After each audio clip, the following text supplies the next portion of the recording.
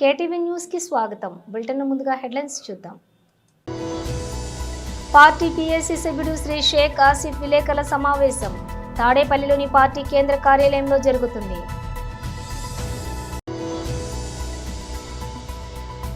ఇది పూజారి ఇచ్చిన రింగ్ కాదమ్మా, సీఎం చంద్రబాబు.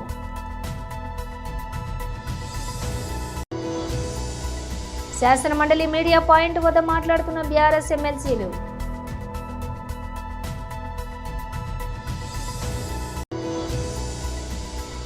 నా లైఫ్ నా ఇష్టం, నేను ఇలాగే ఉంటా, సమంత.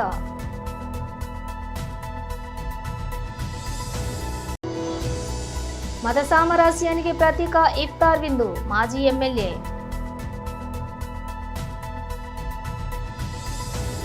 ఇక డీటెయిల్స్ చూస్తే పార్టీ పీఏసీ సభ్యుడు శ్రీ షేక్ ఆసిఫ్ విలేకరుల సమావేశంలో తాడేపల్లిలోని పార్టీ కేంద్ర కార్యాలయంలో జరుగుతుంది.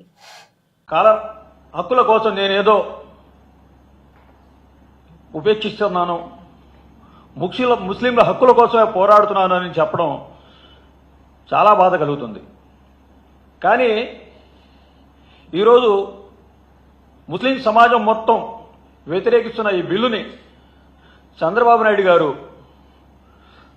రాష్ట్రంలో ఒక మాట, అదే పార్లమెంట్లో ఇంకో మాట, ఈ రెండు నాలుగల ధోరణిని ఈ రాష్ట్ర ప్రజలందరూ, ముఖ్యంగా ముస్లిం ప్రజలందరూ గ్రహిస్తున్నారు. అదే వైఎస్ఆర్ కాంగ్రెస్ పార్టీ హయాంలో ఒక్క సవరణ బిల్లును వ్యతిరేకించడమే కాదు, ఈ బిల్లుపై ఏర్పాటైన జాయింట్ పార్లమెంట్ కమిటీ క్షేత్రస్థాయి పర్యటనకు వచ్చినప్పుడు హైదరాబాద్లో మా పార్టీ వాదాన్ని గట్టిగా వినిపించడం జరిగింది. ఈ విషయంలో టీడీపీ ఆడుతున్న డబుల్ గేమ్ని ముస్లింస్ అందరూ గమనిస్తున్నారు. అలాగే వక్ఫ్ భూములను సంబంధించిన కలెక్టర్కి అథారిటీ ఇవ్వాలని, కానీ నిజానికి వక్ఫ్ భూములకు సంబంధించి ఇప్పటికే వక్ఫ్ ట్రిబ్యునల్ ఉంది. ఆ ట్రిబ్యునల్ను బలహీనపరచలాగా కేంద్రం ప్రతిపాదిస్తుంది. వక్ఫ్ బోర్డు సవరణ బిల్లు ఉంది. ఆ బిల్లుకు సంబంధిత చట్టబద్ధత లభిస్తే ముస్లిం సమాజం తీవ్రంగా ఇబ్బందులు పడుతుంది. దీన్ని బట్టి ముస్లిం సమాజం మొత్తం అర్థం చేసుకోవాల్సిన అవసరం ఉంది. అదే విషయాన్ని పార్లమెంటు జాయింట్ కమిటీకి స్పష్టంగా రాతపూర్వకంగా తెలియజేయడం జరిగింది. ఇంకా వక్ఫ్ బోర్డు సవరణ బిల్లును వ్యతిరేకించాలని మా పార్టీ అధ్యక్షుడు వైఎస్ జగన్మోహన్ రెడ్డి గారు పలుమార్లు మా పార్టీ ఎంపీలకు, నాయకులకు దిశానిర్దేశం చేశారు. ఈ దిశలోనే పార్లమెంటు ఉభయ సభల్లో వైఎస్ఆర్సీపీ ప్రతినిధులు వక్ఫ్ బోర్డు సవరణ బిల్లును వ్యతిరేకిస్తూ తమ వాదాన్ని గట్టిగా వినిపించారు. అలాగే చంద్రబాబు నాయుడు రెండు నాలుకల ధోరణి, చంద్రబాబు నాయుడు గారి వైఖరి, ఆ పార్టీ తీరు చూస్తే ఘోరంగా ఉంది. ఏపీ ముఖ్యమంత్రి చంద్రబాబు ఇవాళ మద్రాస్ ఐఐటీలో జరిగిన ఓ కార్యక్రమంలో పాల్గొన్నారు. ఈ సందర్భంగా ఐఐటీ విద్యార్థిని సృజన సీఎం చంద్రబాబును ఓ ప్రశ్న అడిగింది. తాను తెలంగాణలోని కరీంనగర్కు చెందిన అమ్మాయినని పరిచయం చేసుకున్న సృజన, ప్రతి ఇంట్లో టెక్నాలజీ డెవలప్ అవ్వాలి, ప్రతి ఒక్కరూ ఏఐ, ఎంఎల్, మెషిన్ లెర్నింగ్ నేర్చుకోవాలి అన్నారు కదా. ఏఐ తదితర టెక్నాలజీలను మరింత అభివృద్ధి పరిచేందుకు విద్యా వ్యవస్థను ఎలా ముందుకు తీసుకెళ్లాలనుకుంటున్నారు? అటువంటి విద్యా వ్యవస్థలోని ఐఐటీలను ఎలా భాగస్వాములను చేస్తారు అని ప్రశ్నించింది. అందుకు చంద్రబాబు బదులిచ్చారు. నువ్వు ఎప్పుడు పుట్టావమ్మా అని ఆ అమ్మాయిని అడిగారు. ఆ అమ్మాయి 1997లో సార్ అని వెల్లడించింది. అయితే నువ్వు పుట్టడానికి 2 ఏళ్ల ముందే నేను సీఎంను అయ్యాను. నీది ఏ జిల్లా అని అడిగారు. కరీంనగర్ అని ఆ విద్యార్థిని వెల్లడించింది. అక్కడి నుంచి చంద్రబాబు తన ప్రసంగం కొనసాగించారు. నువ్వు హైదరాబాద్ను చూసి ఉంటావు, ఎంత డెవలప్ అయిందో తెలుసు కదా. ఎవరికైనా సరే ఆలోచనలు అనేవి ఉండాలి, వాటిని ఆచరణలో పెట్టాలి. భవిష్యత్ అంతా క్వాంటమ్ కంప్యూటింగ్ రంగానిదే. ఐటీ గురించి పెద్దగా ఎవరికీ తెలియని రోజుల్లో నేను ఐటీ గురించి మాట్లాడాను. ఇప్పుడు క్వాంటమ్ కంప్యూటింగ్ అంటే చాలా మందికి తెలియదు. Pujari has given no. It is only RRing. Morning I can see after getting up what is my readiness of the body. Only this sleep score, heartbeat, everything. On the base of that, I got less sleep, I can have more readiness or sleep score, everything. Today, very interesting time, that is where I am saying health, agriculture, livestock, you name anything. You are having all data real time. Temperature you are having, soil moisture you are having, air quality you are having, even reservoirs water you are having. By having all this information through AI tool, if you can read correct decision, there is a possibility of communication real time again. Now first state in India we are adopting WhatsApp governance. Nearly 1,000 services we are going to provide through WhatsApp. No need to go to anywhere. Very simple tools. Everybody is using WhatsApp for gossip, not for real purposes. Now I want to make it productive purposes. You can use WhatsApp also. Tomorrow WhatsApp is not only the platform. You can go through Telegraph, you can go to app. So many things are possible. That means how to provide real-time knowledge and also which are all actionable for your productivity enhancement. That is the reality. We will do all these things. You follow Andhra also. What is happening? You are all youngsters. We have to work together. Thank you. Thank you. Thank you. We will not have any more questions right now. As we conclude this event, it is our privilege to express our gratitude to our Honorable Chief Minister Sri Chandrababu Naidu Garu for gracing us with their presence and for inspiring words they shared with us. Now I request our director, sir, to kindly present a small token of appreciation to Honorable Chief Minister Sri Chandrababu Naidu Garu as a gesture of our respect and gratitude.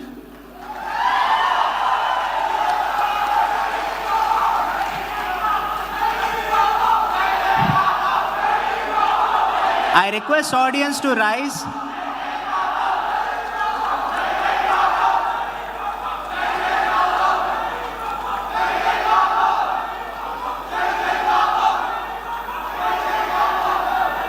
శాసన మండలి media point వద్ద మాట్లాడుతున్న BRS ఎమ్మెల్సీలు. 3 ఆడబిడ్డలకు ఇస్తానన్నటువంటి 2,500. ఈ gas కానీ తర్వాత ఉచిత బస్సు కానీ చాలా తక్కువ ఖర్చుతో కూడుకున్నాయి. వాళ్ళు ఈ రాష్ట్రంలో 90 లక్షల కుటుంబాలు పేదరికానికి దిగువన ఉన్నాయి అనంటే 90 లక్షల మంది అర్హులైనటువంటి మహిళలు ఉన్నట్టు ప్రభుత్వమే ఒప్పుకుంటా ఉన్నది. ఈ 90 లక్షల మంది మా మహిళా ఆడబిడ్డలకు వీళ్ళ 15 మాసాల పాలనా కాలంలో 37,500 రూపాయలు బాకీ పడ్డారు ఒక్కొక్క ఆడబిడ్డకు. మరి 37,500 రూపాయల స్కీమ్ అమలుగాక 3,000 ఇచ్చినటువంటి 2 అమలు చేసి మేము మహాలక్ష్మి అమలు చేసినామని అంటా ఉన్నారు. ఇది ద్రోహం, ఇది దుర్మార్గం, ఇది అన్యాయం. అంటే బయట మాట్లాడినటువంటి మాట కంటే రెట్టింపుతోని ఇక్కడ మాట్లాడేటువంటి ప్రయత్నం చేసిళ్ళు అనంటే శాసన మండలి హుందాతనాన్ని, చట్టసభల విశ్వసనీయతను ప్రహసనంగా మార్చడం అనేది కాంగ్రెస్ పార్టీకే చెల్లింది. వీళ్ళు పదే చెప్పేటువంటి మాట గత ప్రభుత్వం అప్పులు చేసింది. ఈ అప్పుల విషయంలో కూడా వివరంగా మా గౌరవ సభ్యురాలు కవిత గారు వివరణిస్తారు. మేము చేసినటువంటి అప్పులు 2 రకాలు. ఒకటి సంపద సృష్టించేటువంటి అప్పులు, 2 నిరర్ధక అప్పులు. కేసీఆర్ గారు ఆ రోజు తెలంగాణ రాష్ట్రాన్ని సాధించినటువంటి తొలినాళ్లలో ఉన్నటువంటి పరిస్థితులు ఒక్క కేసీఆర్ గారికే మాత్రం సాధ్యమైంది ఆ సమస్యల్ని పరిష్కరించడం, ఇచ్చినటువంటి హామీలను నిలబెట్టడం. బహుశా ఈ దేశంలో అటువంటి పరిస్థితులలో రాష్ట్ర ముఖ్యమంత్రి ఎవరైనా కూడా చేతులు ఎత్తేస్తారు. కానీ ఆయనకు నిబద్ధత, చిత్తశుద్ధి, సమస్యల పట్ల సంపూర్ణమైనటువంటి అవగాహన, నా ప్రజలకు నేను ఇచ్చినటువంటి హామీలు అమలు చేయాలన్నటువంటి ఆ కసి ఉన్నది కాబట్టి అమలు చేయగలిగిండు. అందుకనే చేసిన అప్పుల నుండి బ్రహ్మాండంగా సంపద సృష్టించిండు. ఆ సృష్టించబడ్డ సంపద పేదలకు పంచిండు. వీళ్ళు ఏమన్నారు, ఎన్నికల మేనిఫెస్టోలో చెప్పిళ్ళు, మొదటి బడ్జెట్లో చెప్పిళ్ళు. వాళ్ళు చెప్పినటువంటి మాటలు, వాళ్ళు అన్నటువంటి మాటల్నే మళ్ళీ ఒకసారి నేను రీట్రేట్ చేస్తా ఉన్నా. వాళ్ళన్న మాట ఏంటంటే, గత ప్రభుత్వం చేసినటువంటి తప్పులు తెలుసు, అప్పులు తెలుసు, మాకు సుదీర్ఘమైనటువంటి పాలన అనుభవం ఉన్నది, ఈ దేశాన్ని పాలించినటువంటి అనుభవం ఉన్నటువంటి పార్టీగా మళ్ళీ మేము చెప్తున్నాం, ఇచ్చినటువంటి ప్రతి హామీని అమలు చేసి చూపిస్తామనేటువంటి మాట మాట్లాడి ఇవాళ సంపద సృష్టించేటువంటి కనీస సోయి లేక ఎదుటి వాళ్ళ మీద దుమ్మెత్తి పోసి చేయని అప్పులను కూడా చేసినట్టుగా చిత్రీకరించి ప్రభుత్వాలు నడిపేటువంటి క్రమంలో కొన్ని వర్గాలకు కొన్ని బకాయిలు పెండింగ్ బిల్స్ ఉంటాయి. ఆ బిల్స్ను కూడా నిన్న ఇవాళ మళ్ళీ కొత్త కోణం ఎత్తుకున్నారు. 7 లక్షలు కాదు 8 లక్షలు పాత అప్పుల బిల్లుల పేమెంట్ కూడా అప్పులుగా చూపించేటువంటి నిర్వాకానికి ఒడిగడుతున్నారు అని అంటే, ఇచ్చినటువంటి హామీలను నిలబెట్టేటువంటి నైతికత లేక, ఇచ్చినటువంటి హామీలను నిలబెట్టేటువంటి ఆ సంపద సృష్టించేటువంటి మార్గాలను వెతికి పుచ్చుకోక అన్ని రకాల వైఫల్యాలను. ప్రముఖ నటి సమంత ఆస్ట్రేలియాలో సిడ్నీ నగరంలోని సందడి చేస్తున్నారు. అక్కడ జరుగుతున్న భారతీయ చలనచిత్రోత్సవంలో ఆమె పాల్గొన్నారు. ఈ సందర్భంగా ఆమె చేసిన వ్యాఖ్యలు సోషల్ మీడియాలో వైరల్ అవుతున్నాయి. సమంత తన జీవిత దృక్పథం గురించి కొన్ని వ్యాఖ్యలు చేశారు. సక్సెస్ అంటే కేవలం గెలవడం మాత్రమే కాదని, ప్రయత్నించడం కూడా విజయానికి ముఖ్యమని సమంత అన్నారు. తనకు నచ్చినట్లు జీవించడమే నిజమైన సక్సెస్ అని ఆమె అభిప్రాయపడ్డారు. అవార్డులు రివార్డులు మాత్రమే సక్సెస్ కాదని ఆమె స్పష్టం చేశారు. నా జీవితంలో నాకు నచ్చినట్లు బ్రతకాలని అనుకుంటాను. నియమ నిబంధనలు నాకు నచ్చవు. నాకు ఇష్టమైన రంగంలో రాణించాలన్నదే నా కోరిక. ఆడపిల్ల కాబట్టి ఇది చేయకూడదు, అది చేయకూడదు అని ఆంక్షలు విధిస్తే నాకు నచ్చదు. జీవితంలో అన్ని రకాల పాత్రలు పోషించి ప్రేక్షకులను మెప్పించాలనేదే నా లక్ష్యం అని సమంత అన్నారు. సిడ్నీ పర్యటన సందర్భంగా అక్కడ యువతతో ఆమె ముచ్చటించారు. దేవరకద్ర పవిత్ర రంజాన్ మాసం ఉపవాస దీక్షలో ఉండే ముస్లిం సోదరుల కోసం ఏర్పాటు చేసే ఇఫ్తార్ విందు ఆత్మీయత, మత సామరస్యానికి ప్రతీక అని దేవరకద్ర మాజీ ఎమ్మెల్యే ఆల వెంకటేశ్వరరెడ్డి అన్నారు. కౌకుంట్ల మండల కేంద్రంలోని జామియా మస్జిద్ సదర్ సాబ్ షేక్ అబ్దుల్ జాగీర్ ఆధ్వర్యంలో ఏర్పాటు చేసిన ఇఫ్తార్ విందులో ఆయన ముఖ్య అతిథిగా పాల్గొన్నారు. సామూహిక నమాజ్ అనంతరం ఉపవాస దీక్ష చేపట్టిన ముస్లిం సోదరులకు ఫలహారాలు తినిపించి ఉపవాస దీక్ష విరమింపచేశారు.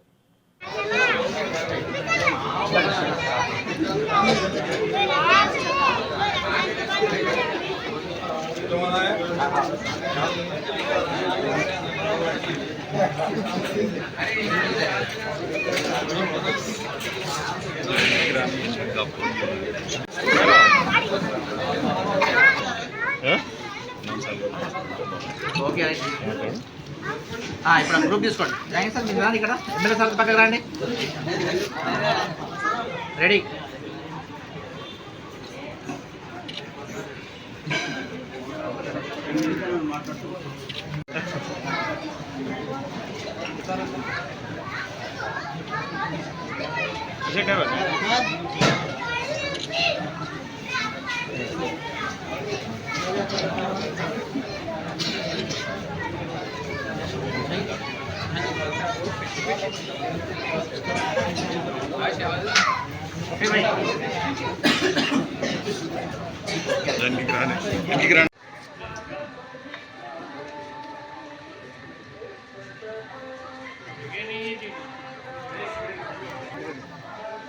बिस्मिल्लाहिर्रहमानिर्रहीम अल्लाहुम्मा लका सुमतु व बिका आमन्तु व अलैका तवक्कलतु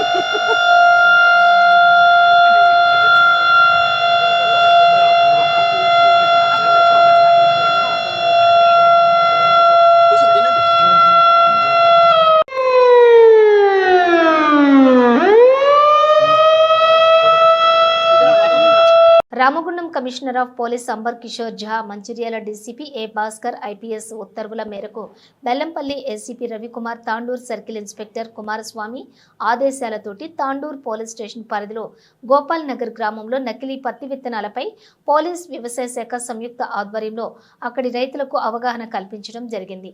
నకిలీ విత్తనాలు వాడటం వల్ల భూమి యొక్క సారవంతం కోల్పోయి రానున్న రోజుల్లో పంట యొక్క దిగుబడి తగ్గుతుంది.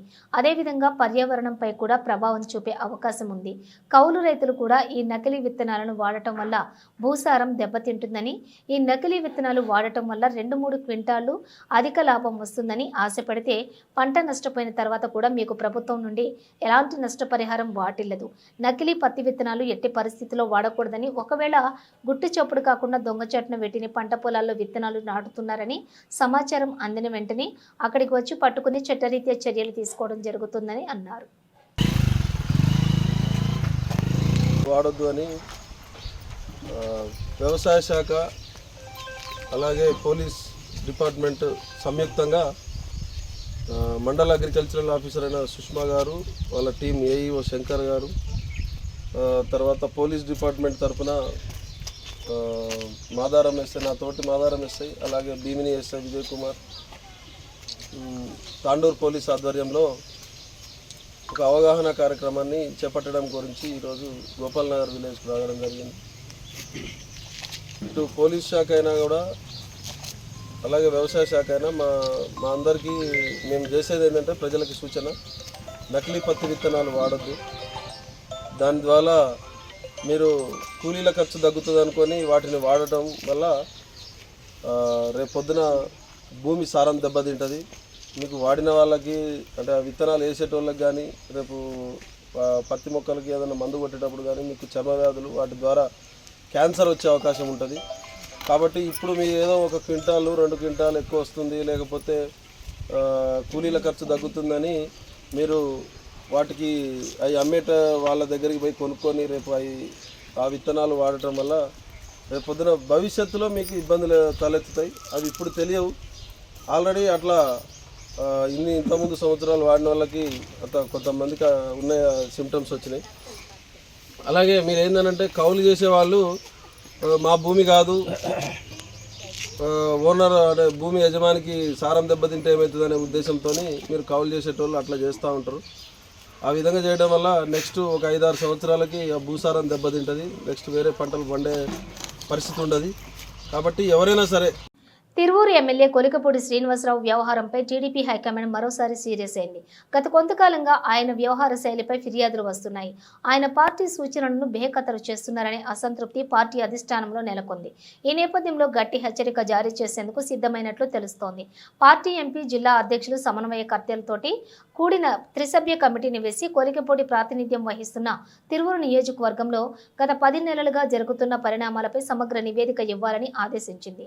అందరినీ కలుపుకొని పోవాలని, పార్టీ వేదికలపైనే సమస్యలను చర్చించాలని అధిష్టానం పలుమార్లు సూచించినప్పటికీ కొలికపూడి తన వైఖరిని మార్చుకోలేదని పార్టీ వర్గాలు చెబుతున్నాయి. పార్టీ నేత రమేష్ రెడ్డిపై చర్యలు తీసుకోకుంటే 2 రోజుల్లో రాజీనామా చేస్తానని కొలికపూడి చేసిన ప్రకటన మరింత వివాదమైందని, ఇలా బాహాటంగా వ్యాఖ్యలు చేయొద్దని చెప్పినా కొలికపూడి వినిపించుకోకపోవడం పార్టీ అధిష్టానాన్ని తీవ్ర ఆగ్రహానికి గురిచేసింది. కొలికపూడి శ్రీనివాస్ ధిక్కార స్వరం విమర్శలకు తావిస్తోందని, ఇది పార్టీ ప్రతిష్టను దిగజార్చేలా ఉందని టీడీపీ హైకమాండ్ భావిస్తోంది. ఆయన తీరు మార్చుకోకపోతే కఠిన చర్యలు తప్పవని పార్టీ వర్గాలు హెచ్చరిస్తున్నాయి. బులెటిన్ ముగించే ముందు హెడ్లైన్స్ మరోసారి. పార్టీ పీఏసీ సభ్యుడు శ్రీ షేక్ ఆసిఫ్ విలేకరుల సమావేశం తాడేపల్లిలోని పార్టీ కేంద్ర కార్యాలయంలో జరుగుతుంది.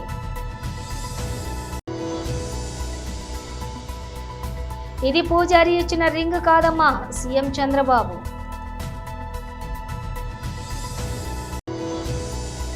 శాసనమండలి మీడియా పాయింట్ వద్ద మాట్లాడుతున్న బీఆర్ఎస్ ఎమ్మెల్సీలు.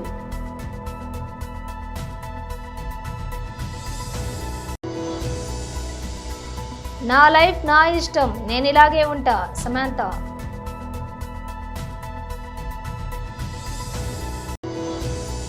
మత సామరస్యానికి ప్రతీక ఇఫ్తార్ విందు, మాజీ ఎమ్మెల్యే.